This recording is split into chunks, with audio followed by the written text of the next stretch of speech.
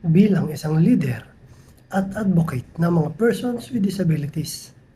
Masaya akong makarinig ng mga panukalang batas na naglalayong protektahan at suportahan ang sektor namin. Maganda ang hangarin ng House Bill number 4910 para sa mga persons with autism spectrum disorder. Dahil totoo namang matagal nang kailangan ng mas inklusibo at mas maayos na suporta para sa kanila. Pero habang binabasa ko ito, hindi ko maiwasang mapaisip, paano naman yung iba pang uri ng disability na araw-araw ding lumalaban para mapansin, marinig at mabigyan ng patas na oportunidad? Bakit kailangang hati-hatiin at ikategorize pa ang mga panukalang batas para bang may mas karapat-dapat?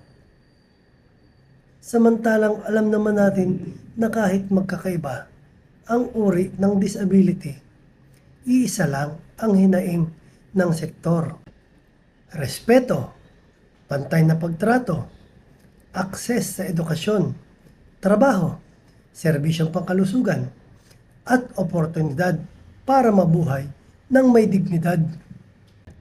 Sa totoong buhay, bilang advocate, nakita ko kung paano ang maraming persons with disabilities ang naiiwan dahil hindi sila kabilang sa priority o sa partikular na kategoryang binibigyan ng pansin. May mga hindi nakakatanggap ng sapat na serbisyo, may hirap makapasok sa trabaho, at may mga patuloy na hinuhusgahan ng lipunan dahil hindi visible ang kanilang kondisyon. Kaya sana, bago maghain ng mga panukalang batas, masalawakan pa ang konsultasyon. Isama ang mga persons with disability leaders, organizations, at advocates mula sa iba't ibang uri ng disability. Dahil kami mismo ang nakakaranas ng tunay na sitwasyon sa komunidad.